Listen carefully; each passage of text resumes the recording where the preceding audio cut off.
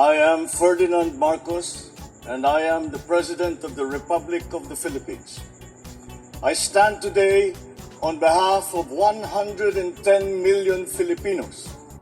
Hello people and hello universe, it's me again. Shoutout sa inyo mga kababayan. Hello sa mga Marcos loyalists and supporters. Nako mga bes, mayroon tayong upload video update. Maganda ito mga kababayan ha. Yan si Pangulong Marcos Jr. Nako po ay nag-inspect sila guys itong nahuli ng ating mga kapulisan na 13.3 billion na droga. My goodness. Ang laki nito mga kababayan ha. Sabi ko na nga ba talaga namang itong kampanya laban sa droga ng ating mahal na Pangulo ay talagang napakaganda. Nakikita nyo yan guys sa harapan, ang dami niya yan mga kababayan, super duper.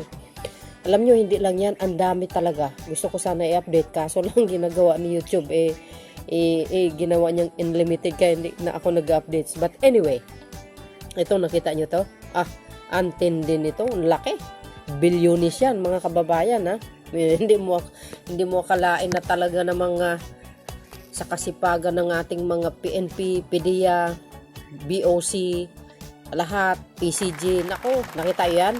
Nako, parang mga bandol-bandol, mga ukay-ukay, mga kababayan ha. 13.3 bilyonis na bawal na gamot. Nako, intindi nito. Siyempre, ano na yan kumbaga baka ilunod sa tubig or susunugin na no. So alam nyo, sa war on drugs ni Pangulong Marcos Jr. napakagaling, napakaganda. Bakit? Kasi guys, ang nahuhuli yung talagang bigati ng mga tao.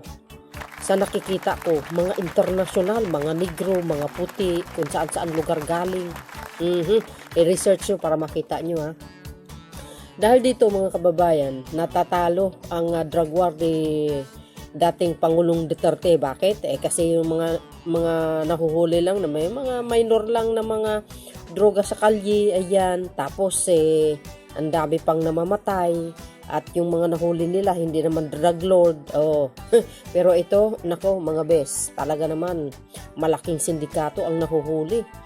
Kaya sabi ko napupuno ang kulungan sa iba't ibang lugar ng Kamaynilaan, siyempre sa BGMP, sa Bilibid, ang tindi niyan, ang laki, ang dami, biro mo yan. Kaya well, congratulations sa DILG and of course sa PNP, PDEA at lahat ng ating mga autoridad na talaga namang porsigido at matyaga, masipag magtrabaho para makita at mahuli itong mga ito. Nako guys, saludo talaga tayo sa kanila.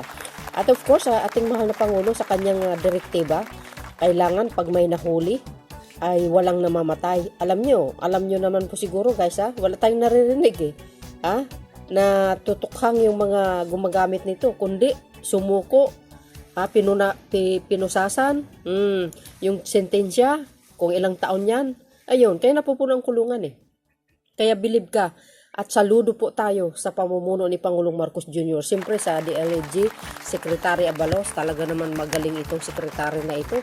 Super, no? Alam nyo, sa totoo lang, kung ikumpara nyo sa drug war ni Digong, wala kwenta. Wala talaga as in. Mas magaling talaga si Pangulong Marcos Jr. Biro nyo yun? 13.3 billion? Itong taon lang na ito ang laki yan. Tapos sasabihin na naman mga anti-Marcos recycle yan. Kayo na lang kaya ang nasa posisyon ng PNP. Sabihin nyo yan sa harapan ng mga PNP, baka isampal sa inyo yung mga box na yan, no? Congratulations sa inyo, mga sir. At syempre guys, the best ito. Nako, saludo tayo. So anyway guys, pakinggan nyo po si Pangulong Marcos Jr. yung kanyang interview. And of course, no, ang ating bagong PNP chief, Marvel, kapapasok na niya lang. Wala pa isang buwan, pero ayan, bumulaga ang malaking droga. Wow, galing no? So, dahil dito guys, pakinggan nyo ang interview ng ating That we are taking to the drug war. Ang ating ginagawa, we take apart binabaklas natin yung mga sindikato, kahit sino man ang nakita natin may kasabwat dito sa drug trade, kahit sino man, kahit politiko ba na powerful politician o police o kung sino man, talagang iniimbestigahan natin. I would like also to Dami, point out Grabe, that guys. this is the biggest shipment of shabu na nahuli natin. But not one person died. Wow. Walang namatay, Yes, walang the best. nagputukan, walang nasaktan. Basta inoperate natin ng dahan-dahan, yun naman dapat ang approach. Para sa akin, yun dapat ang approach sa drug war.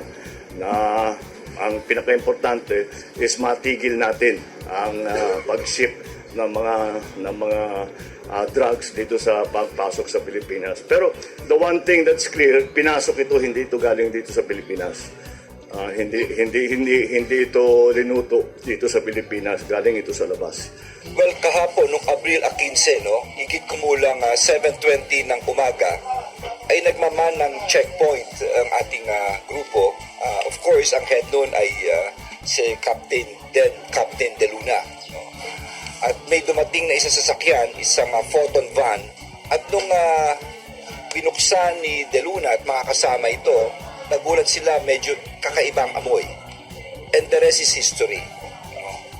Ang nakuha sa van at ang napangalanan na ang driver ay a certain Mr. Sarate. Nung dinala rito for inventory, lumalabas ito ay more or less 98 sacks. Naku, At dami. ngayon ini-inventaryo, isipin nyo kahapon pa ito nangyari.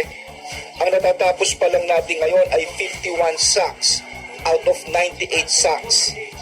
Ganun kadami po ito. No? Dito po makikita nyo, they strictly follow the law. Merong fiscal, meron from the media, at meron from the barangay. Itong 52% as per PIDEA estimate sa street value nito ay 890.377 kilos. No? Lagay mo na 891 kilos sa ngayon. 51%. Doblihin mo na lang ito, more or less, approximately, ganong kadami ito. At sa estimate ng PIDEA, this will be the biggest drug haul in the history of the country. Ito'y dahil sa hard work ng kapulisan sa pamuno ni Chief PNP. Gusto kong magbigay pugay sa ating mga kapulisan, lalong-lalo na yung mga nasa baba, kamukha po nitong si De Luna. Siya po isang kapitan. Isipin nyo kulang-kulang halaga nito, 13 billion, sabi nga ng PIDEA, more or less approximate. Pero anong ginawa niya? Hindi nagpatinag sa pera. This is a testament, of course, to the good leadership of our Chief PNP. At ito ang sumasalamin sa PNP sa ngayon po, talagang pinagkakatiwalaan. Hindi lamang ang tapang. Kung hindi, mapagkakatiwalaan mo dahil hindi nagpapasilaw sa malaking pera. Tama. Ang kalaban natin nag-iiba na anyo because of technology, and we must adapt. We must always be flexible. Meron po kaming regular na checkpoint na sinasagawa po dito sa bayan na Latagtag. So, as part of intensified crime prevention.